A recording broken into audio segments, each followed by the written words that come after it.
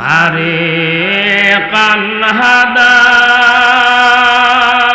ওয়া ফারিকান হাক্কা আলাইহিমুদ দালালা।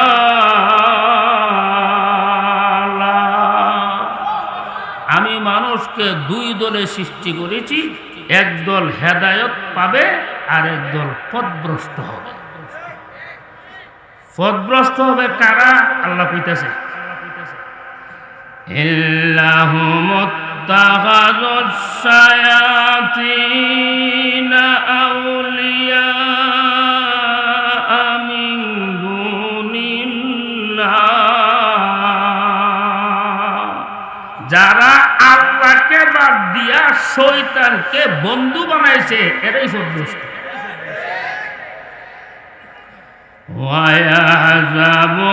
ওয়ায়াহযাবুনা আন্নাহুম মুহতাদুন। আল্লাহরে বাদ দিয়া বন্ধু বানাইছে শয়তান রে, আর নিজে নিজে মনে মনে দাবি করতেছে হেরা হেদায়েত প্রাপ্ত লোক, আসলে শয়তানের বন্ধু।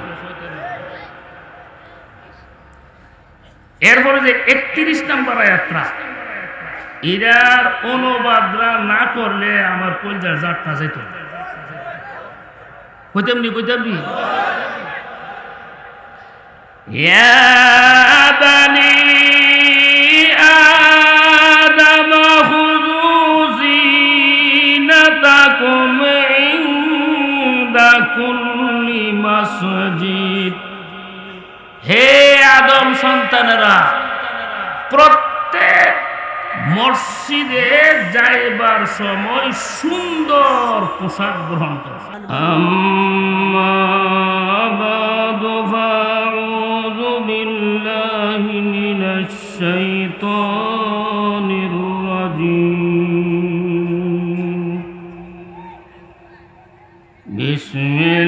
বিসমিল্লাহির রাহমানির রাহিম।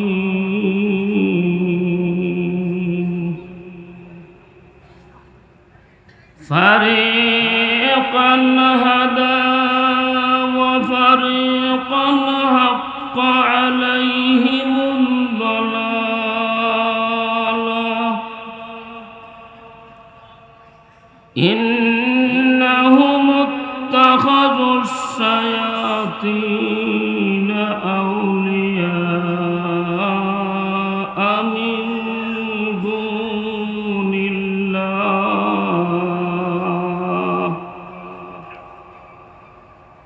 মিন দুনিল্লাহ ওয়া ইয়াহসাবুনা আন্নাহুম মুহতাদুন।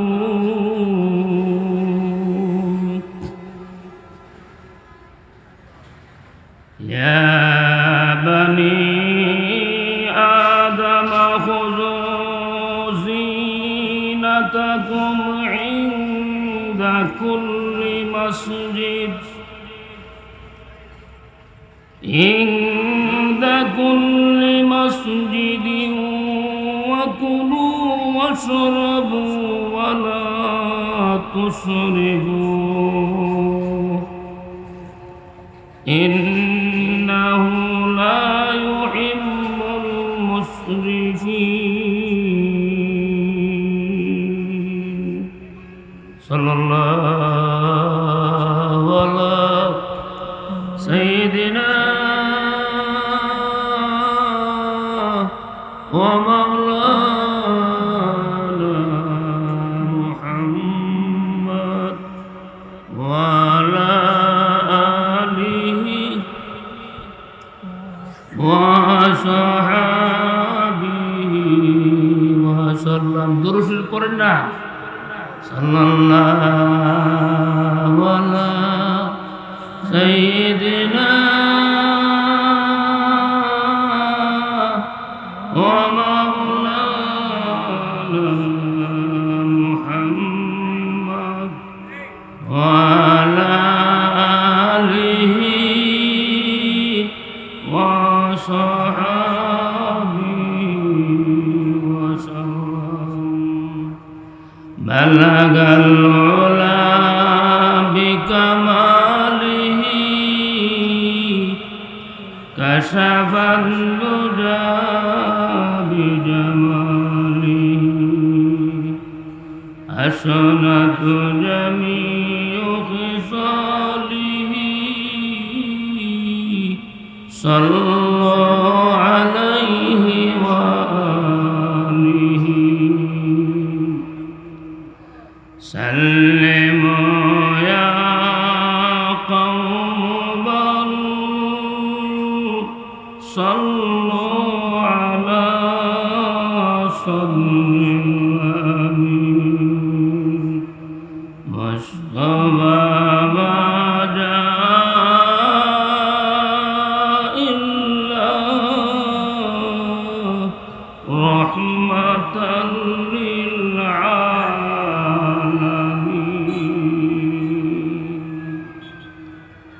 ঘাটরা মিলন বাজার এলাকাবাসীর উদ্যোগে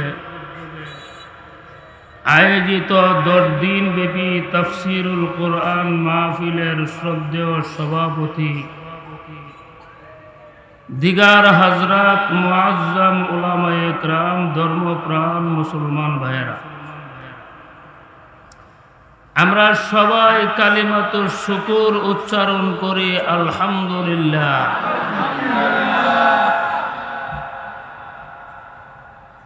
আজকে 10 দিন ব্যাপী তাফসির মাহফিলের আখিরি মুনাজাত হবে। হইতে পারে কাহারও জন্য জীবনের শেষ মুনাজাত, কারণ গতকালকে আমি বলছিলাম গত বছর থেকে নিয়ে এই বছর পর্যন্ত এই এলাকার 59 জন লোক মারা গেছে। 59 জন। আমরা নাম মরণ নিশ্চিত গেছে, ঠিক না বেটি? গতকালকে আমি যে আলোচনা করছিলাম, মানুষ 2 দলে বিভক্ত। এক দলকে আল্লাহ তাআলা সৃষ্টি করেছেন গুমরাহির জন্য, আরেক দলকে আল্লাহ তাআলা সৃষ্টি করেছেন হেদায়েতের জন্য।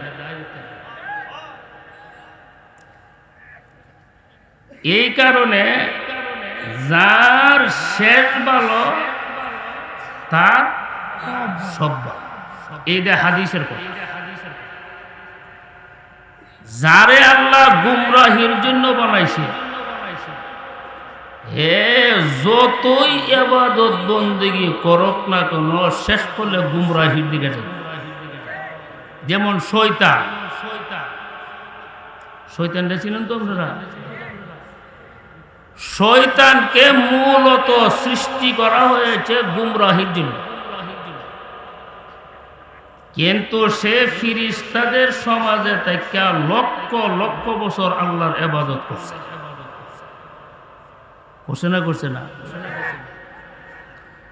20,000 বছর ফিরিস্তাদের সামনে শয়তানে ওয়াজই করছে। শয়তান হলো বক্তা আর ফিরিস্তা হলো শ্রোতা। সুবহানাল্লাহ জোরে কর। ফিরিস্তারা কিন্তু নূরের তৈয়া, আপনারা নূরের তৈয়া, আপনারা মানুষ, আমিও মানুষ। কিন্তু ইবলিস যখন বয়ান করত, ওনার বয়ান শুনতো ফিরিস্তারা। ইহানো তো তাফসীরে 10 দিন ইবলিসে বয়ান করছে 20,000 বছর। মুখ বইছে নাকি তা? এই 20,000 বছর ফিরিস্তাদেরকে সুতা বানায়া ওয়াজ করছে শয়তানে। 7 আসমানে মুরাকাবা করছে, জান্নাতের ভিতরে গিয়ে আল্লাহর ইবাদত করছে, জমিনে আল্লাহর ইবাদত করছে, আসমানে গিয়ে আল্লাহর ইবাদত। তার ইবাদতের লাগি বানাইছি কি লাগি? ফদ্রষ্ট। শেষ পরে তার ফদ্রষ্টতার দিকে গেছে, ঠিক না বেটি? দেখেন আল্লাহ কি কর।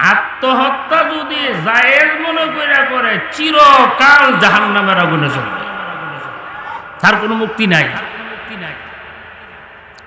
তখন সাহাবারা গিয়া বলছে, আরে নবী যেটা বুঝিনি ওই এখানে শেরবালা যা, আরো জোরে শেরবালা যা সব বালা। সুবহানাল্লাহ জোরে গলায়। গতকালকে আমি সালমান ফার্সি রাদিয়াল্লাহু তাআলা আনহুর ইতিহাসটা আপনাদেরকে শুনাইতেছি। কাল্লা যারা আসলাইন মন আসেনি। এবার আর বাড়ি হইল ফারুসে, বাপ আগুনের পূজা করে, ফুতো আগুনের পূজা করে।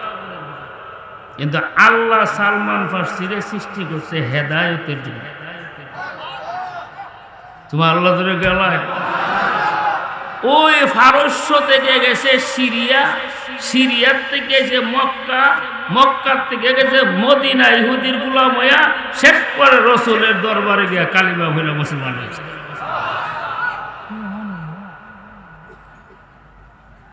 মুসলমান হইয়া সালমান ফার্সি কাঁদতে শুরু করছে। তখন আমরা নবীজি গাইলেন, সালমান তুমি কান্দো করে? তখন বলল, হুজুর আমার জীবনের পুরান ইতিহাসটা স্মরণে হয়েছে, এই কারণে।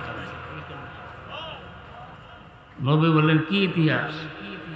সালমান বলল, হুজুর আমার বাড়ি কিন্তু মদিনাতে না, আমার বাড়ি ছিল ফারস্যে, আমার আব্বা ছিল অগ্নিপূজারী। আমি সঠিক ধর্ম গ্রহণ করার জন্য হিজরত করে আসলাম সিরিয়াতে। সিরিয়াতে 1, 2, 3 জন উস্তাদ আমি পাল্টাইছি, 3 জন মারা গেছে। শেষ উস্তাদ আমার বলছিল, এখন হলো আখিরে জামানার নবী আগমনের সময়। উনি জন্ম নেবে মক্কাতে, হিজরত করে আসবে মদিনাতে। শেষ পলে আমি সিরিয়া থেকে মক্কাতে আসলাম এক কাফেলার সাথে, এরা আমার গোলাম বানায় মদিনার ইহুদির কাছে বিক্রি করে দিয়েছে। বর্তমানে আমি ইহুদির বাড়ির গোলাম অবস্থা আছি, অথচ আমি ছিলাম জমিদারের ভূ। সুবহানাল্লাহ জোরে কর। এখন আমি গোলাম, খেজুর গাছ চাপ করুন লাগে। নবী বললেন, তুমি কান্দো না, তোমার মালিককে গিয়া বলো কি পরিমাণ মাল দিলে তোমার মুক্ত করবে। যাও। সালমান গিয়া বললেন, এই ইহুদি মালিক, কি পরিমাণ মাল দিলে তুমি আমাকে দাসত্ব থেকে মুক্তি দিবা বলো। মালিকে এমন শর্ত লাগাইছে, জীবন ও সালমানে দিতে তো না। একটা শর্ত লাগাইছে, তুমি 40 উকিয়া স্বর্ণ দিবা। 40 উকিয়া স্বর্ণ হলো 1.25 কেজি স্বর্ণ। মগমইছে না কিটা এগুলো আমরা 1.25 কেজি স্বর্ণ, সাইনা স্বর্ণ চিন্তার কাছে। এটা মুক্তি দিবার কথা না, না দিবার কথা? না দিবার কথা। 1.25 কেজি স্বর্ণ দেওয়া। 2 নম্বর শর্ত, তুমি 300 খেজুরের চারা লাগাইবা, লাগাইয়া যত্ন করবা। যেদিন 300 খেজুরের চারা ফলন্ত হয় সেদিন তুমি মুক্তি হইবে। এই শর্ত তো আরো কঠিন, কারণ খেজুর গাছ তো 100 বছর এটা মাটির সাথে কথা বাড়বো না বাড়তো না পরামর্শ করে। আমরা দেখছি না, খেজুর গাছ খুব কম বাড়ে। 300 খেজুরের চারা লাগাইবা, এটা ফল দিলে তুমি মুক্তি দেবে। সালমানে বুঝাল যে হ্যাঁ আসলে আমার মুক্তি দিত না। নবীরে বলল, হুজুর হ্যাঁ যে শর্ত লাগাইছে এটা দেওয়া আমার পক্ষে সম্ভব না, আর হের কাছ থেকে মুক্তি আনাও। নবী বললেন, তুমি ঘাবড়ায় না, কিতা কইছে কও। কজোর হইলে শর্ত হইল 1.25 কেজি স্বর্ণ দেওয়া লাগবো। নবী বললেন, তুমি ঘাবড়ায় না, স্বর্ণ দেওয়ার মালিক হইল আল্লাহ। একদিন রসুলের কাছে কিছু স্বর্ণ আসছে হাদিয়া। নবী বললেন, সালমান, এই স্বর্ণটা তোমাকে আমি দান করে দিলাম, তুমি না ওই তোমার মালিককে স্বর্ণটা দিয়ে আসো। সালমান বলল, হুজুর, আমার মালিক যে স্বর্ণের পরিমাণ দিছে এই পরিমাণ মতোই স্বর্ণ হবে না, স্বর্ণ কম। আল্লাহ নবী বললেন, তুমি স্বর্ণটা ওজন দাও। যেহেতু রহমাতুল্লিল আলামিনের হাত লাগছে, একটা কেরামতি ওই বডি সালমান, স্বর্ণটা তুমি ওজন করো। ওজন যে করতাম তো বেশি বেশ কম। এবার বলছে 40 রুপিয়া। বাবার এই ওজন দে, ওজন দিয়া দেওয়া খবরটাকে। সালমান ওজন দিয়া দেহে মালিকে যে স্বর্ণের কথা বলছেন না, ও বহু এই পরিমাণ স্বর্ণ হয়ে গেছে। ওই যে নবী হাত দিয়া ধরছে, সুবহানাল্লাহ জোরে বলেন। ও সালমান মনে মনে কোন মুক্তির একটা আশা হইছে। ওই সময় সালমান স্বর্ণ নিয়ে ইহুদি মালিকের বাড়িতে গেলেন। হে ইহুদি, তুমি যেই স্বর্ণ শর্ত লাগিয়েছিলা ওই স্বর্ণ আমি নিয়ে আসছি। সুবহানাল্লাহ জোরে কর। ওই সময় ইহুদি বলেন, রে সালমান, এতগুলো স্বর্ণ কিভাবে তুই পাইলে? কে তোরে দিল? আমি বুঝলাম না, তুই তো গোলাম। সালমান বললেন, ইহুদি রে, আমি যেই নবীর কালেমা গ্রহণ করেছি ওই নবী আমাকে হাদিয়া দিছে। জীবনে হচ্ছেন ফিরে মুরিদরে হাদিয়া দিতে নে, ও বেড়াটি কথা কইছে, ঠিক না বেটি? ফিরে মুরিদরে হাদিয়া আমরা নবী সাহাবার হাদিয়া দিত। সুবহানাল্লাহ জোরে বলেন। একটা শর্ত পুরো হয়েছে কি? হুজুর, স্বর্ণ দিয়া হচ্ছি, ওহন যে দ্বিতীয় শর্ত 300 খেজুরের সারা আমি ফামুকু। আমার কাছে তো একটা সারা। কথা বলেন কি লিখি? এই কথা বলেন কি লিখি? আমরা কোনো যোগ্য থাকলে এরা দিব বই তো। সভাপতি কথা কইলে পুরা মাফি চিত্রে দিব গা, ঠিক না বেটি? আরো জোরে গা। রসুল বললেন, ঠিক আছে। তখন নবী খেজুরের সারা নিজে কালেকশন করা শুরু করে দিয়েছে। নবী বললেন, এই সাহাবারা, তোমরা আমার খেজুরের সারা দাও। কে কতটা দিবে? একজনকে আমি দিলাম 5টা, আরেকজনকে আমি দিলাম 10টা, আরেকজনকে আমি দিলাম 20টা। এই কতকারের ভিতরে নবী 300 খেজুরের গাছ কালেকশন করে দিয়েছে। সুবহানাল্লাহ জোরে বল। তাহলে বোঝা গেল আমরা নবীও কালেকশন করছে, করছে না? করছে না? এই যুদ্ধের জন্য নবী কালেকশন করছিনি, দিনের জন্য নবী কালেকশন করছিনি, সালমানের লাগি কালেকশন করছিনি, করছে। 300 খেজুরের সারা কালেকশন করে দিয়েছে। আল্লাহর নবী বলেন, এ সালমান, তুমি তোমার মনিবরে গিয়া বলো কোন বাগানে খেজুরের চারাগুলি লাগানো হবে দেখানোর জন্য। তোমার মালিক যদি জায়গা দেখায় দে 300 গাতা তুমি করবা, আর খেজুরের চারাগুলি আমি নিজ হাতে রোপণ করব।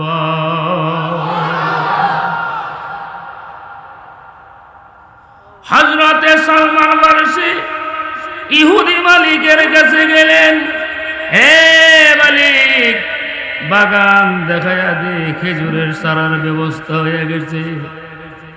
মালিক বলেন, সালমান রে, এতগুলো খেজুর তোরে কে দিল? কোন নবী দিছে? ওই মালিক বিশাল বড় একটা খালি বাগান দেখাইছে, এই বাগানের মধ্যে গাছগুলি লাগাইবা। সালমান ফারসি 300 গাতা খনন করছে, আল্লাহর নবীকে বলেন, হুজুর বাগান দেখাইছে 300 গাতা আমি করেছি। আল্লাহর নবী বলেন, আবু বকর ও ওমর, তোমরা দুজন আমার সঙ্গে চলো, আমি বাগানে যাইয়া নিজ হাতে খেজুরের চারা লাগাইবা।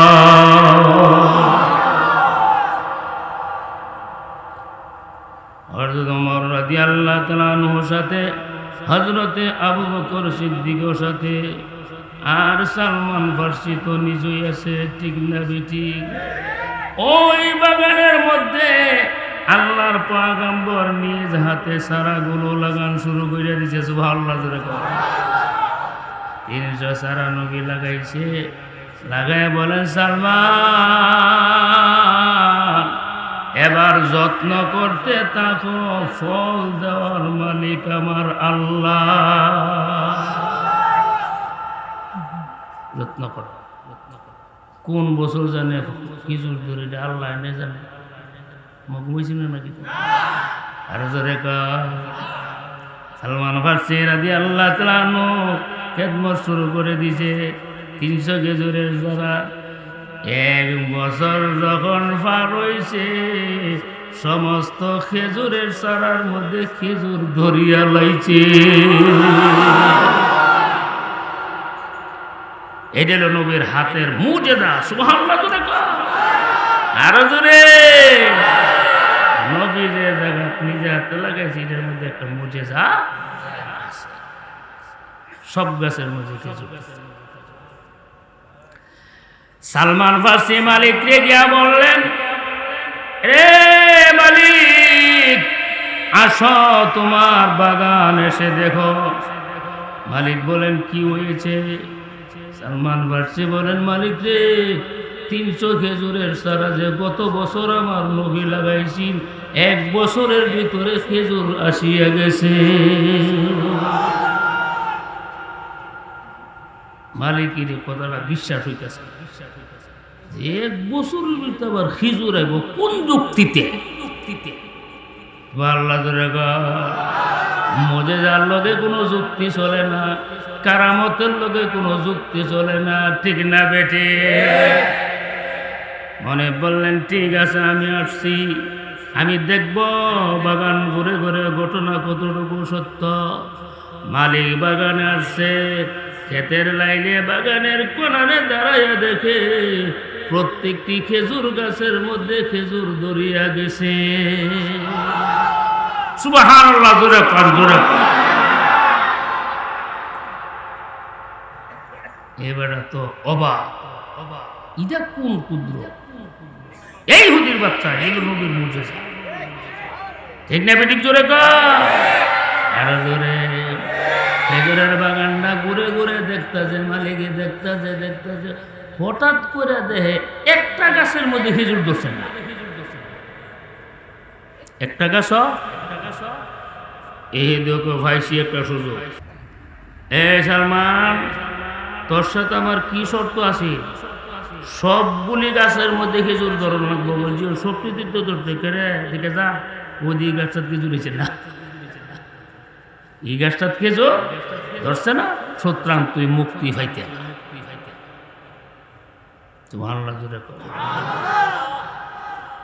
সালমান ফার্সি রাদিয়াল্লাহু তাআলা নবীর কাছে গেলেন, ইয়া রাসূলুল্লাহ, সব গাছের মধ্যে খেজুর ধরছে, একটা গাছের মধ্যে খেজুর ধরছে না, এগুলো আমারে মুক্তি দিত না।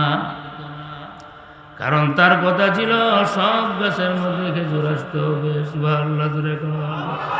আল্লাহর নবী বলেন, চলো, কোন গাছটার মধ্যে খেজুর আইছে না, গাছটা আমি দেখুন লাগবো। আবু বকর গেছে নবীর সাথে, হযরত ওমর গেছে নবীর সাথে। গাছগুলি দেখছে যে গাছের মধ্যে খেজুর আসছে না, গাছটার গোড়ার মধ্যে নবী গিয়ে দাঁড়াইছে, দেখে ঠিক ওইটার মধ্যে খেজুর করছে না। নবী বলেন, ওমর, ও আবু বকর, বলো রে, এই সারাটা কেডা লাগাইছে? ওমর কো, হুজুর, ইয়া রাসূলুল্লাহ, বিয়াদি মাফ করবেন, পতলা সারা আমরা লাগাইতেছ, মনে করলাম নবীর একটু সাহায্য করি, এই গাছটা আমি লাগাইছিলাম। হুজুর এই গাছটা আমি লাগাইছিলাম। নবী কইছে এই কারণে খেজুর ধরছে না। সুবহানাল্লাহ জোরে বলা। এ ওমর, এই গাছের মধ্যে খেজুর আসবে না, তুমি লাগাইছ। এই গাছটা যদি আমি লাগাইতাম, অন্যান্য গাছের মধ্যে যেমন ভাবে খেজুর এসেছে এই গাছের মধ্যে খেজুর আসতো, তুমি লাগাইছো খেজুর আসছে না।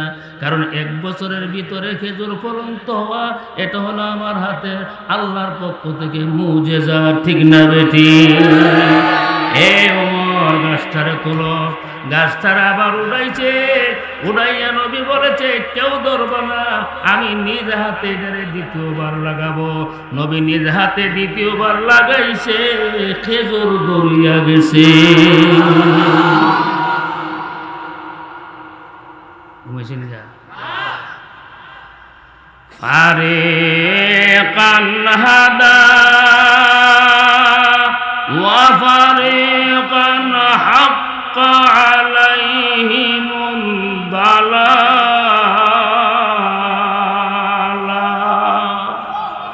আমি মানুষকে 2 দলে সৃষ্টি করেছি, এক দল হেদায়েত পাবে আর এক দল পথভ্রষ্ট হবে।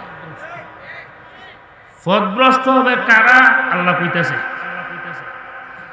ইল্লাহুমুত্তাখাযুস শায়াতিনা আউলিয়া মিন দুনিল্লাহ। যারা আল্লাহকে বাদ দিয়া শয়তানকে বন্ধু বানাইছে এরাই পথভ্রষ্ট।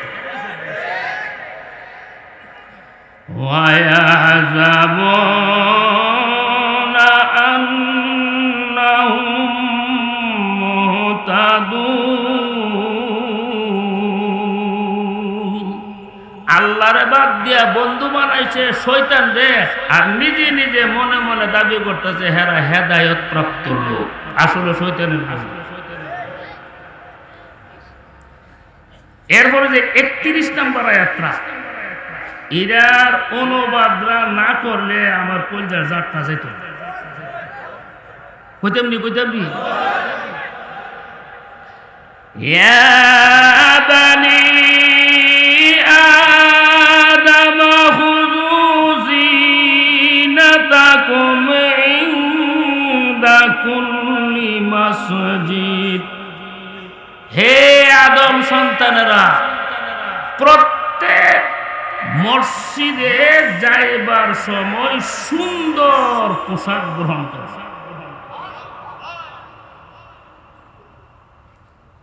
এখানে আল্লাহর নির্দেশ, নামাজে গেলে জিনাত শব্দের অর্থ সুন্দর। এই কারণে নামাজের মধ্যে সতর রাখন ফরজ। নামাজের মধ্যে সতর রাখন কিটা?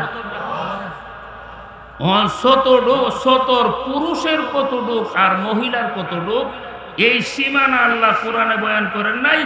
এই সীমানা বয়ান করার দায়িত্ব দিছে আল্লাহ নবীরে। আমি হুকুম করলাম সতর ফরজ, সীমানা ঠিক করেন আপনি নিজে, যেহেতু আপনি নবী। তখন নবী সীমানা ঠিক করছে। পুরুষের জন্য হলো নাভি থেকে নিয়ে হাঁটুর নিচ পর্যন্ত দায়িত্ব রাখুন নামাজে ফরজ। যদি নাভি নামাজে উদাম হয়ে যা, আপনার নামাজ বাইন্দা সুনামগঞ্জের হিবজুজিব্বা নামাজ হইতো না। যদি হাঁটুর উপরে কাপড় উঠে যায় নামাজরত অবস্থা, আপনার নামাজ বাদ। ঠিক না বেটি?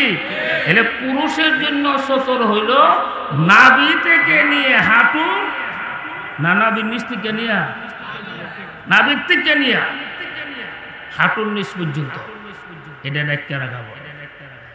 আর মহিলাদের জন্য মাথা থেকে নিয়ে পা পর্যন্ত ডাক্তার রাখা ফরজ। শুধু 3টা জায়গা খোলা থাকতে পারবে, চেহারা, দুনো হাতের কবজি আর দুনোটা কদম ফাও। এই 3টা জায়গা যদি খোলা থাকে মহিলার নামাজে, ইনশাআল্লাহ তার নামাজ। কিন্তু কোন মহিলার গর্দান যদি নামাজে খোলা থাকে, মাথা যদি খোলা থাকে, পায়ের গোছা যদি খোলা থাকে, সঙ্গে সঙ্গে তার নামাজ নষ্ট হয়ে যাবে, এই নামাজ বাতিল হয়ে যাবে। ঠিক না বেটি? মহিলার জন্য সতর কতটুক?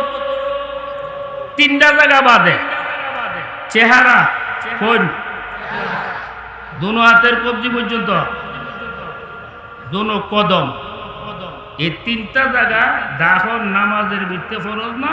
কিন্তু মহিলা যখন গায়রে মাহারাম পুরুষের সামনে যাইব তখন চেহারা রাখুন ফরজ, হাতও রাখুন ফরজ, কদমও রাখুন ফরজ। ঠিক না বেঠিক জোরে কর? আমরা দেশের মহিলারা সতরের মশলা নিয়ে লাগাই দিচ্ছে পর্দার মধ্যে। পর্দা হলো এক জিনিস আর সতর হলো আরেক জিনিস। তুমি যখন নামাজ পড়বা তখন চেহারা উদাম থাকলে কোনো সমস্যা নাই, কিন্তু বাহিরে যখন যাবে চেহারা রেখে যাবো না। দুই নম্বর আল্লাহ কিন্তু কইছে তোমরা সুন্দর পোশাক পরে যাইবা।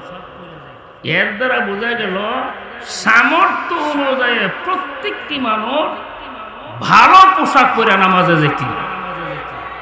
ঠিক না বেঠিক জোরে কর? আরে ইন্নাল্লাহা জামিলুন ইউহিব্বুল জামাল, আমার আল্লাহ সুন্দর, সুন্দরকে পছন্দ করে। ঠিক আছে নি? নামাজের মধ্যে পুরুষ যদি খালি মাথা নামাজ পড়ে এটা মাকরুহ। টুপি ছাড়া নামাজ পড়া মাকরুহ। কিন্তু অধিকাংশ লোক দেখা যায় টুপি ছাড়া হঙ্গে নামাজ হয়ে যায়। আহলে হাদিসের বাইরা দিছে ফতোয়া টুপি ছাড়া নামাজ হবে তো ওই বই তো না, অনেক বুঝতে আছে, কিন্তু মাকরুহ হবে। মাকরুহ এটা গুনাহ। নামাজের সময় টুপি লাগবো নি? কোন কাটা কাটা লাগবো? আর তোল টুপি লাগবো। দুই নাম্বার, নামাজের মধ্যে পুরুষে যদি কলি পর্যন্ত খালি রাখতে নামাজ পড়ে তার নামাজ মাকরুহ হয়ে গেল। কেউ যদি হাফ শার্ট কিনতে নামাজ পড়ে কলি পর্যন্ত কাটা তার নামাজ মাকরুহ। অথবা পাঞ্জাবি আছে হাত পর্যন্ত বল্লা রাখছে তার নামাজও। ঠিক আছে? নির্বেজাল ভাবে নামাজ পড়তে গেলে কনিও রাখা তখন লাগবো, মাথাও রাখা তখন লাগবো পুরুষের জন্য। ঠিক না বেঠিক জোরে কর? আরো জোরে। এবং নামাজের জন্য দামি পোশাক পরে যান, কারণ আপনি আল্লাহর দরবারে যেতেছেন। কার দরবারে? শ্বশুর বাড়ির গেলে যারি বাবা রে বাবা কি সুন্দর পোশাকটা থেকে পড়বো আন্তাজই করতে। তোমার শ্বশুর বাড়ি বড় না আল্লাহর বাড়ি বড়? শ্বশুর বাড়ির গেলে যদি এত দামি পোশাক লাগাও, মসজিদ তো আল্লাহর বাড়ি, আল্লাহর বাড়ির গেলে কুদ্দুরা পোশাক পরলে দৌড়ান, তোমার বিবেক ক্রেজি গাও। ঠিক না বেটি? কুটা লাইতেছে ইয়া বানি আদম খুযু যিনাতাকুম ইনদা কুল্লি মাসজিদ ওয়া কুলু ওয়াশরাবু ওয়া লা তুসরিফু।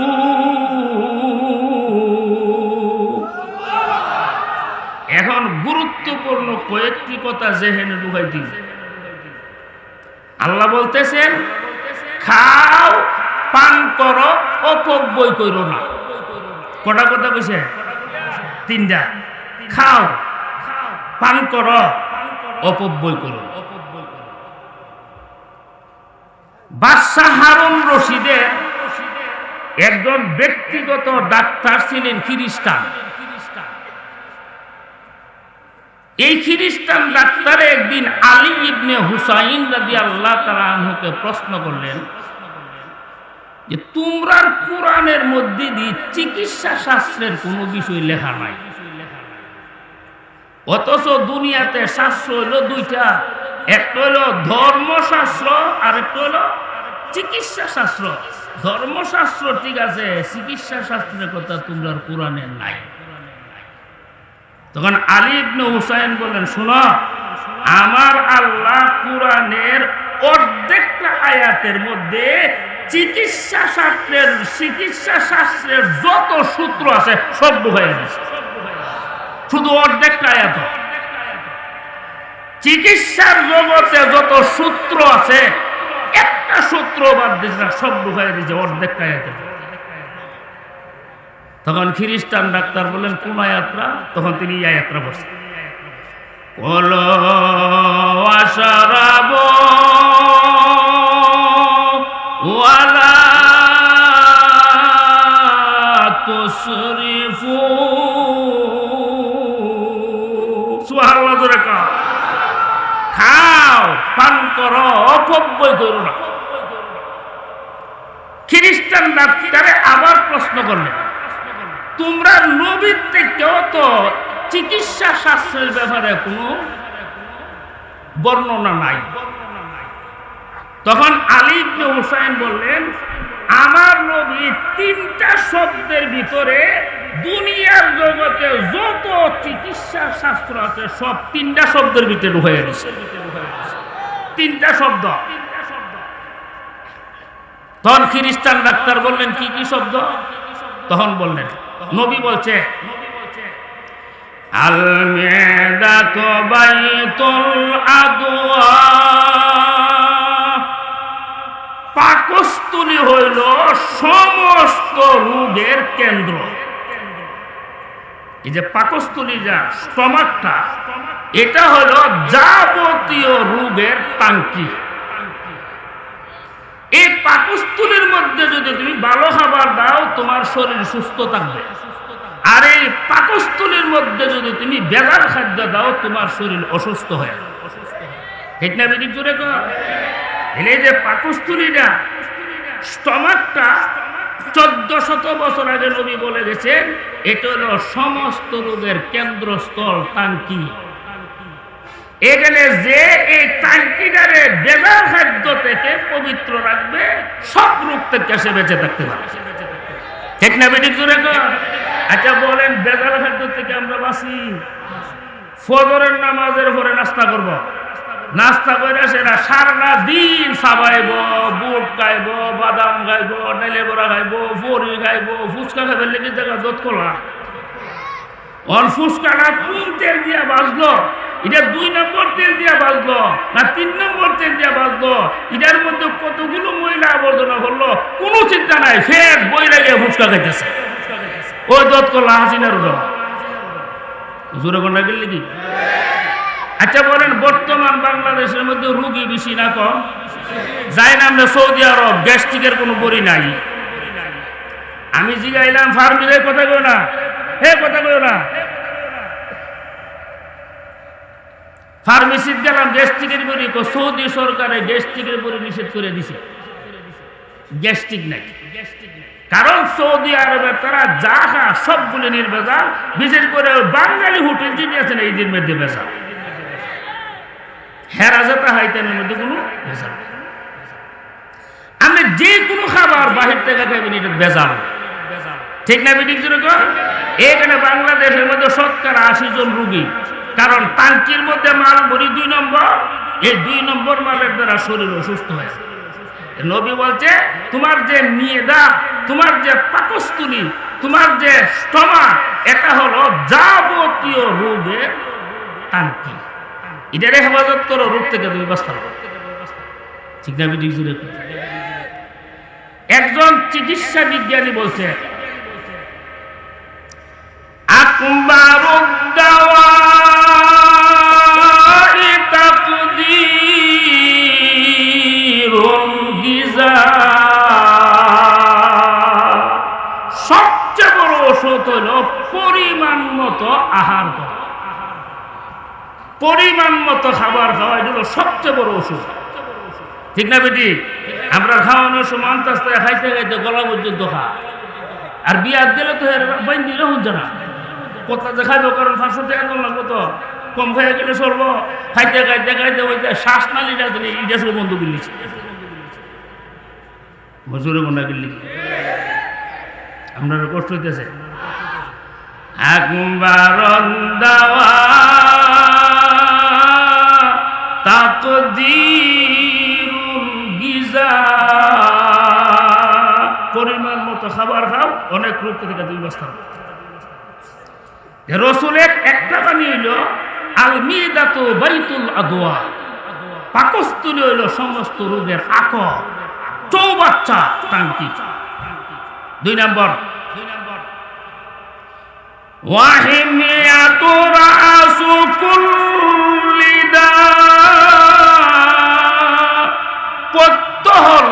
সমস্ত ওষুধের মূল।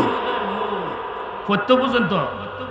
যে খাবারগুলি রোগ হওয়ার কারণে আমরা ডাক্তারে নিষেধ করে এগুলি খাবেন না, এগুলো পথ্য।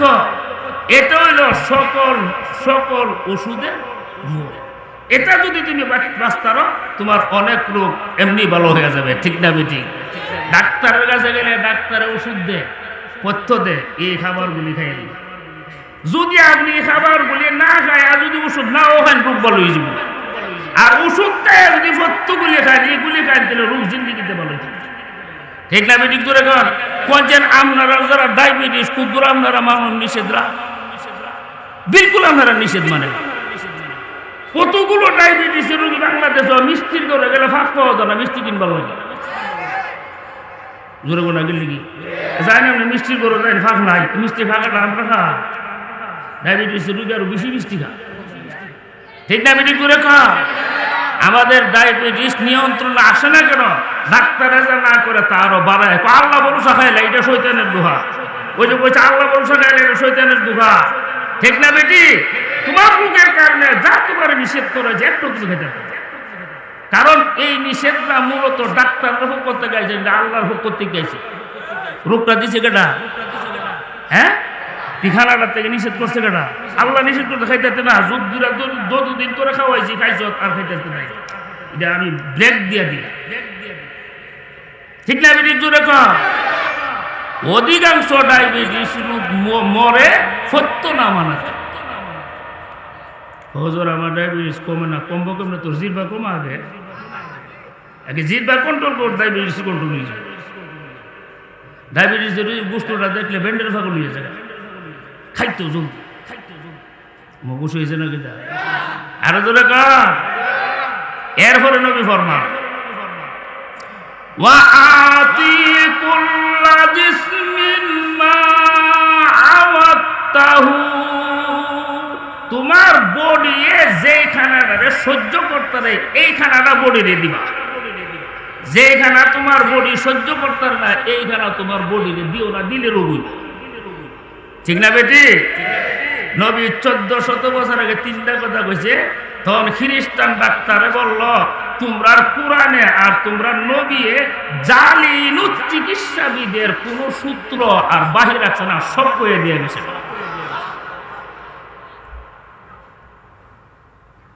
কম খাইলে 5টা উপকার মনে রাখবেন। কম খাইলে কটা উপকার? 5টা। 1 নম্বর, আমরা কম খাইলে শরীর সুস্থ থাকবে। 2 নম্বর, কম খাইলে মুখস্থ শক্তিটা আছে না, স্মৃতি শক্তিটা তেজ হইব। আমরা এই কেল্লাটার মধ্যে একটা হলো স্মৃতি শক্তি, আর একটা হলো বুঝনের শক্তি। বুঝনের শক্তি হলো একটা, আর মুখস্থকরণের শক্তি হলো আরেকটা। অনেক মানুষ দেখবেন হ্যাঁ সব মুখস্থ করতে কিন্তু বুঝো না, বেহু। ঠিক না বেটি? তুমি যদি কম খাও শরীর সুস্থ থাকবে। 2 নম্বর, তোমার স্মৃতি শক্তি শক্তিশালী থাকবে। 3 নম্বর, তোমার বুঝ শক্তি শক্তিশালী থাকবে। 4 নম্বর, তোমার ঘুম কমব। 5ম নম্বর, তোমার শরীরটা তুলার মতন ফাঁকা থাকবে। কম খাইলে কটা উপকার? কটা উপকার? এই 5টা উপকার আল্লাহর না, আমরা নিজে আল্লাহর বলে দূর আমরা নিজের উপকার। আল্লাহর উপকার মনে গতি আছে। এই কারণে কম খাইবে। কম খাইলে শরীর সুস্থ থাকবো। ঠিক না বেটি? আর আমরা খাইতে খাইতে খাইতে খাইতে খাইতে খাইতে একই উঠে এর বড় খা যে রুবু তো নাকি দিব। বেশি খাইলে কয়েকটা ক্ষতি। বেশি খাওয়ার দ্বারা 1 নম্বর, আপনার পাকস্থলীটা জাম হয়ে যাবে বাবা। এটা তো একটা মেশিন। তো মেশিনটার মধ্যে সবসময় দ্বিতীয় যখন দ্বিতীয় দিতে কাজ করবো মূলত এ বাইরে আসে না, যা ফাঁকা ওই একবারটা বুট লই বেরোছে, দে 10টার বুট দে, আর কোনো 10টার বাদাম দে, আর কোনো আইসক্রিম দে, আর কোনো লেম্বু দে, ইত্যাদি খাইতে অফ করে জোর পর্যন্ত দ্বিতীয় আছে, দ্বিতীয় আছে, দ্বিতীয়। এই মেশিনটা অসহ্য লাগবে জোরে কোনটা কিনলে কি স্টমাক তো একটা মেশিন, যে হজম করার সুযোগ তো লাগবো তারে, কিন্তু আমরা সুযোগ দিই না। এখন আবার কত বড় জঘন্যতম অপরাধ ইতানে বাদ আবার শুরু লোকাইতেছে। আল্লাহ ও আল্লাহ, এটা কত বড় আবু জেহেলের ইতাও খাইতে যাবো সিগারেট। বেশি খাইলে স্টমাক জাম হয়। 2 নম্বর বদ হজমি হয়। 3 নম্বর বিভিন্ন রোগে তারা আক্রায় ধরবে বেশি খাইলে। ঠিক না বেশি কিছু আরো ধরে খাওয়ান কদ্দুরা পরিমাণ মতো খাইতেইব, পরিমাণ মতো পান করতেইব। যদি পরিমাণের বেশি খাও, রসুল তিরমিজি শরীফের হাদিসের মধ্যে পরিমাণটা কয়ে গেছে, কইতাম নি নবী পরিমাণটা কইছে ফেডের 3 ভাগের 1 ভাগ খানা দিয়া বড়, আর 3 ভাগের 1 ভাগ পানীয় বস্তু দিয়া বড়, আর 3 ভাগের 1 ভাগ তুমি একদম খালি রাখো। নবী কটা ভাগ করে গেছে? আমরা এটা মানিনি। আমরা 3 ভাগ না 18 ভাগ টাকা যদি হিরো বইরা আমরা খাই। ঠিক আছে? আরো ধরে একদিন আয়েশা রাদিয়াল্লাহু তাআলা আনহা 2 বেলা খাইছে। তখন নবী বললেন, আয়েশা খানার দিকে যেমন তোমার মনটা বেশি ঢুকে গেছে। সুবহানাল্লাহ, 2 বার খাইছি দিকে। আমরা বিবিলি কিতাব বললো হ্যাঁ আমার খাইতে দেখতে। ঠিক নেই, ঠিক নেই, ঠিক নেই। এটা গাওয়ানোর মধ্যে বলতে দিচ্ছে নবী নিজে আয়েশা বলছে, আয়েশা তুমি 2 বেলা খাইছো, খানার দিকে তো মনোযোগ দিলে চলবো, আর আমরা ডেইলি 18 বার খাই। ঠিক আছে নি? এই কারণে আল্লাহ শুধু কোরআন বেহেশতের খবর দিবার লাগে দুনিয়ায় চাইছে না, দুনিয়ার শান্তি কেমন আমরা পাবো এই খবর দিবার লাগে ও কোরআন আইছে। ঠিক না মিটিং জুড়ে গা? এই দেখেন আল্লাহ কি দেখো, কলো আশরাবু ওয়ালা তুসরিফু, খাও পান করো, কেউ যদি প্রয়োজন পরিমাণ না খা তার শরীর দুর্বল হবে, ইবাদত বন্দেগী করা তার জন্য কঠিন হবে। প্রয়োজন মুআফিক না খাওয়া এটা জায়েজ না। প্রত্যেকটি মানুষ প্রয়োজন পরিমাণ খাওয়ানো লাগবে, এটা ফরজ।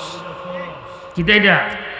এই কারণে আমাদের বাংলাদেশের মধ্যে যে অনসন্ধে ওই না খায়া হইরা তাহে দাবি দেওয়া আদায় করবার লাগি বিলকুল কোরআন বিরোধী না।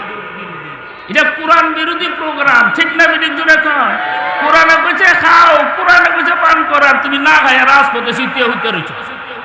এটা কোরআনে সমর্থন করে। আমার আল্লাহর কোরআনে সব জিনিস আছে, আসেনি? তিবিয়ান আনলি কুল্লি শাই, প্রত্যেকটি জিনিসের বর্ণনা কোরআনে আছে, তবে বিষয়টা বাইর করা হইলো মুশকিল। ঠিক না বিদিক জুড়ে কয়? আর ধরে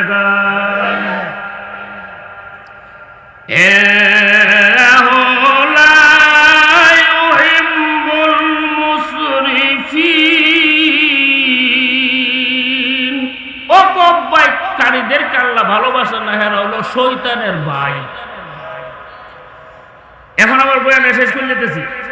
অপব্যয় কারে কখানার দিক দিয়া 1st কারণে অপব্যয় হয়। কয় কারণ? 1 নম্বর আল্লাহ যা হারাম করছে হারাম বস্তু খাওয়া অপব্যয়। 2 নম্বর আল্লাহ যা হালাল করছে হালাল দিয়ে হারাম করা এটা অপব্যয়। 3 নম্বর প্রয়োজনের চেয়ে বেশি খাওয়া অপব্যয়। 3 নম্বর প্রয়োজনের চেয়ে বেশি কম খাওয়া এটা অপব্যয়। 5ম নম্বর মনে যা আসা তাই খাওয়া এটা অপব্যয়। এটা তোমার মনে যা আসা তা খাইতে খাইলে তুমি সমস্যা পড়ে যাবে। কিরে মিষ্টি এবার মন চাইছে ল হুন্ডা কিছু না মিষ্টি খেতে। আরে নষ্টটারে একটু বাধা দো না, তুমি চাইছে দিকে তুমি তার মিষ্টি দিয়ে লাইবা। আন্তু আন্তা কুলা কুল্লা মাসি তুমি মাস্তা হাইতা, নবী বলেছে যা মনে চাবে তাই খাবে। এটা তোমার আমরা এটা করিনি মনে যা আসা তাই খেতেছি। এই কেন আমরা যদি আল্লাহ কোরআনের এই আয়াতটা যদি মানি আর রসুলের 3টা কথা যদি আমরা মানি, ইনশাআল্লাহ জিন্দেগিতে শরীরে কোনোদিন রোগ আসবে না। ঠিক না বেটিক জোরে কর, খানা কন্ট্রোল করো, মনে যা আসা তা খাই, একটু বাচ্চা টেচ্চা খাই, ডাক্তারের কাছে কম যাও না। বানবেড়া শহর তো হাসপাতালের শহর, বানবেড়া শহর এটা হাসপাতালের শহর, আর হাসপাতালের বাজার তো এখন গরম বেশি। ঠিক না বেটি জোরে কর। আল্লাহ আমরা সবাই আমল করার তৌফিক দান করুন। আরো জোরে বলেন আমিন। সব সময় আল্লাহর কাছে কাঁদবেন যে আল্লাহ আমার মরণটা আপনি ইমানের হালাতে দিয়া দিই। যদি মরণটা ইমানের হালাতে হয়ে যায় আপনার আখিরাতের জীবন সফল হয়ে গেছে, চিরকালের জন্য আমরা জান্নাতের বাসিন্দা হয়ে যাবেন। সুবহানাল্লাহ জোরে করুন। যাক, আমরা 10 দিন এই মাঠে আল্লাহর কোরআন থেকে অনেক উলামা একরাম আলোচনা করছে, আমরা শুনছি। এর মধ্যে আমলের অনেক কথা আছে, এইগুলি আমরা আমল করার চেষ্টা করি। রাজি আছি না ভাই? আমরা 5 ওয়াক্তের নামাজটা ইহতিমামের সঙ্গে পড়ব, হারাম থেকে আমরা বাচ্চা থাকবো, সবসময় হালাল খাওয়ার আমরা চেষ্টা করব, মানুষের হক আমরা নষ্ট করব না, যার যার হক আমরা অবশ্যই আদায় করতে হইব। ঠিক না বেটি? আমরা গাওয়াজ ভাই এই বেলা আরো কয়েকজন লিয়া যা ফেরেশানি করে তফসিরটার লাগে। আল্লাহ ও আল্লাহ কয়েকজনের মেহনতের দ্বারা এই সুন্দর বেহেশতের বাগানটা আল্লাহ দিছে। এখন আখিরি মুনাজাত হয়ে যাবে। রব্বানা রব্বানা যালামনা আনফুসানা ওয়া ইল্লাম তাগফির লানা ওয়া তারহামনা লানাকুনান্না মিনাল খাসিরিন। ربنا آتنا في الدنيا حسنة وفي الآخرة حسنة وقنا عذاب النار.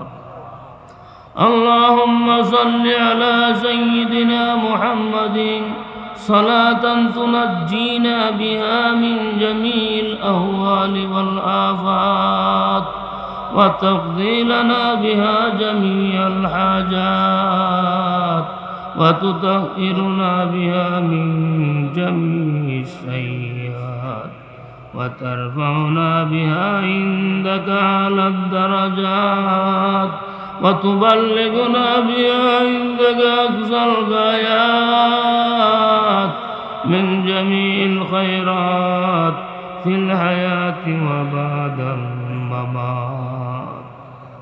اللهم اغفر لجميع المؤمنين والمؤمنات والمسلمين والمسلمات الأحياء منهم والأموات إنك مجيب الدعوات. আল্লাহ 10 দিন ব্যাপী তাফসীরের শেষ মুনাজাতে আমরা হাত উঠাইছি। আল্লাহ মন বড় আশা নিয়ে দূর দূরান্ত থেকে তোমার পাগলরা হাজির হয়ে গেছে। আল্লাহ আমরা সবাই আশা নিয়ে তোমার দরবারে হাত উঠাইছি। আল্লাহ আমরা নিরাশ করো না। আল্লাহ আমরা দিলের জায়েজ আশাগুলি পুরা করিয়া দাও। আল্লাহ আমরা যারা দুলাই যে আমরা গুনাহ করতে করতে আমল নামা ভারী হয়ে গেছে। আল্লাহ এমন কোনো গুনাহ নাই যে গুনাহ আমরা করছি না। আল্লাহ কবিরা সবিরা শিরিক বেদাত জানা অজানা বুঝিয়া না বুঝিয়া যত গুনাহ করছি সমস্ত গুনাহ লইয়া তোমার দরবারে হাত বিছাইছি। আল্লাহ মেহেরবানি করে জীবনের সব গুনাহ মাফ করে দাও। আল্লাহ আমরা যারা দুনাইছি এমন কোনো মানুষ নাই যার মুর্দার কবরে নাই। কারো মহব্বতের মা নাই, বাপ নাই, কলিজার টুকরা সন্তান নাই।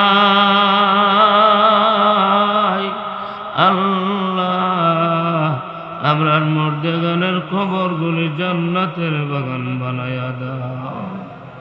খাস করে আমাদের যাদের মা বাপ নাই আল্লাহ আল্লাহ আপনার মা বাবার কবরগুলি জান্নাতের বাগান বানাও। আল্লাহ আপনার মধ্যে অনেক বিমারি আছে, আল্লাহ সুস্থ বানায় দাও। বহু মানুষ হাসপাতালে শুয়ে শুয়ে কাঁদতে আছে, আল্লাহ রোগীদেরকে তুমি শিবায়ে কামেলা জেলা নসিব করো। আল্লাহ ব্যবসায়ীদের ব্যবসার মধ্যে বরকত দান করো। আল্লাহ অভাবীদের অভাব দূর করে দাও। আল্লাহ যারা টেনশন পেরেশানিতে আছে কমায়া দাও। আল্লাহ যারা বিদেশের বাড়িতে আছে জান আর মাল তুমি হেফাজত ফরমাও। আল্লাহ মিলন বাজারের তফসির তুমি কবুল আর মঞ্জুর করো। আল্লাহ তফসিরের মধ্যে টাকা দিয়া, পয়সা দিয়া, শ্রম দিয়া, বুদ্ধি দিয়া, সময় দিয়া আল্লাহ যারা চেষ্টা করেছে সকলের মেহনতকে কবুল আর মঞ্জুর করো। আল্লাহ পর্দার আড়াল থেকে মা বোনেরা হাত বিশেষ আল্লাহ আমার মা বোনদের দোয়াও তুমি কবুল আর মঞ্জুর করো। আল্লাহ জানি না এই মুনাজাত কার জন্য জীবনের শেষ মুনাজাত। আল্লাহ আমি শুনছি, আমরা শুনছি 59 জন মানুষ আমাদেরকে ছেড়ে তারা কবরে গেছে। আল্লাহ জানি না তারা কোন অবস্থাতে আছে, তারা সুখে আছে না দুঃখে আছে জানি না। আল্লাহ প্রত্যেকটি কবরকে তুমি জান্নাতের বাগান বানায়া দাও।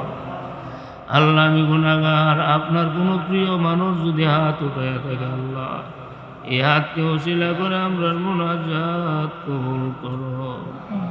আল্লাহ তুমি ফিরাইয়া দিলে আমরা কার কাছে কি হাত দিছো বলো। আল্লাহ তুমি যারা আপনার কোনো মাবুদ নাই, তুমি যারা আপনার কোনো আল্লাহ নাই, আল্লাহ তুমি যারা আপনার কোনো সাহায্যকারী নাই আল্লাহ, আল্লাহ তুমি আমাদেরকে সাহায্য করো, রহম করো, দয়া করো। আল্লাহ যেই সমস্ত মানুষ এই তফসির মাহফিলে দোয়া চাইছে আল্লাহ লম্বা লিস্টি সকলের দোয়া তুমি কবুল আর মঞ্জুর করো। আল্লাহ আমরার হায়াতের মধ্যে বরকত দান করো। আল্লাহ আমরা গাড়ির তলে বলে ময়ূর আল্লাহ, আল্লাহ স্ট্রোক দিয়া অর্ধঙ্গ বানায়া কষ্ট দিও না আল্লাহ, আল্লাহ বিছনার মধ্যে বানায়া কষ্ট দিও না আল্লাহ, বিছনার মধ্যে বানায়া কষ্ট দিও না আল্লাহ। সুস্থতার নিয়ামত আমরা দান করো আল্লাহ। আমরা এই দেশকে তুমি হেফাজত করো, বিদেশি শত্রুদের হাত থেকে আমরা দেশকে তুমি হেফাজত করো। আল্লাহ ইসলাম নিয়ে ইমান নিয়ে শান্তিদায়কভাবে চলবার পরিবেশ করে দাও আল্লাহ। আল্লাহ ইসলাম নিয়ে চলতাম শান্তির পরিবেশ করে দাও আল্লাহ। বিদেশি চক্রান্ত থেকে আমাদের দেশকে তুমি হেফাজত করো আল্লাহ। আল্লাহ অনেকে দোয়া চাইছে আল্লাহ। মৌলানা আবুল হাসিম সাহেব ওনার অ্যাকচুয়ালি ইটালিতে আছে আল্লাহ। আল্লাহ আব্দুল মান্নান সাহেব উনি অসুস্থ, দোয়া চাইছে আল্লাহ। আল্লাহ অনেকে কইছে হুজুর আমার আব্বার জন্য দোয়া করি, আমার আব্বার জন্য দোয়া করেন আল্লাহ। মারা বাবার কথা স্মরণ করছে, মৃত্যু মার কথা স্মরণ করছে আল্লাহ। রব্বি রহমহুমা কামা রব্বায়ানি সগীরা, রব্বি রহমহুমা কামা রব্বায়ানি সগীরা। আল্লাহ আমরা গুনাহ করছি আল্লাহ, গুনার কারণে তুমি আমরা দূরে সরাই আল্লাহ। আল্লাহ তুমি তো আমরা মায়া করো, তুমি তো আমরা মায়া করো আল্লাহ। ছোট ছোট বাচ্চারা মায়ের কোলে প্রস্রাব করলে মা কিন্তু কোল থেকে দূরে সরাই না। আল্লাহ তুমি তো আমার মা থেকে আমার বেশি মায়া করো, আমার বাবা থেকে আমার বেশি মায়া করো আল্লাহ। গুনাহ করছি, গুনার ময়লা লাগছে, তুমি সাফ করো আল্লাহ। গুনার ময়লা তুমি সাফ করো, তোমার রহমতের কোলে আমরা উঠায় না। গুনার কারণে আল্লাহ দূরে না রাখিও, গুনার কারণে আল্লাহ দূরে না রাখিও, সকলে বলিয়া গেলে তুমি না বলিও, সকলে ভুলিয়া গেলে তুমি না বলিও, বেহুদা বরবাদ গেল আমার জিন্দিগি, মন মরে না করিলাম তোমার বন্দিগি, হেলায় হেলায় কাটাইলাম এই ভবের জীবন, কেমন থাকিব আমার অন্ধকার কবর, বিবি বাচ্চা ভাই বান্ধব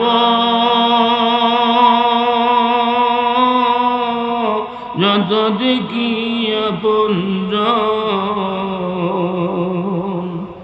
একা একা পরে থাকব কে নিবে খবর, হাজার শকর আল্লাহ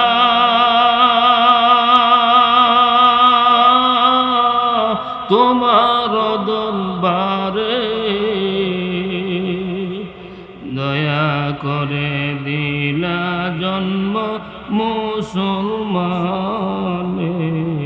ঘরে, যদি তুমি দিতা জন্ম বেদিন কাফিরের ঘরে, জাহান্নামের লাকড়ি হইতাম এই জীবন গেলে, মওতনি দানের কালে আল্লাহ কর ইমানদার, ষড়যন্ত্র করবে শয়তান লুটিতে ঈমান, আল্লাহ আমরারে মাফ করে দাও, আল্লাহ আমরারে মাফ করো, আল্লাহ আমরারে মাফ করো, আল্লাহ আমরা অপরাধী, আল্লাহ আমরা পাপী, আল্লাহ আমরা নাফরমান, ও গফফার, ও সত্তার, আমরারে মেহেরবানি করে তুমি মাফ করে দাও। আল্লাহ তাফসীর মাহফিলকে তুমি কবুল করো, তাফসীর মাহফিলের পরিচালক যারা দুনিয়াতে নাই তাদের কবরগুলি জান্নাতের বাগান বানায়া দাও। আল্লাহ যাদের চাকরি নাই চাকরির ব্যবস্থা করে দাও, আল্লাহ যাদের আয় উন্নতির ব্যবস্থা নাই ব্যবস্থা করে দাও, আল্লাহ যারা বিদেশ যাইতে চায় সহজে বিদেশ পৌঁছায়া দাও। মুহাম্মদ আমরি ইলাল্লাহ, ইন্নাল্লাহ বাশীরুম বিল ইবাদ। সুবহানা রাব্বিকা রাব্বিল ইজ্জাতি আম্মা ইয়াসিফুন ওয়া সালামুন আলাল মুরসালিন ওয়ালহামদুলিল্লাহি রাব্বিল আলামিন।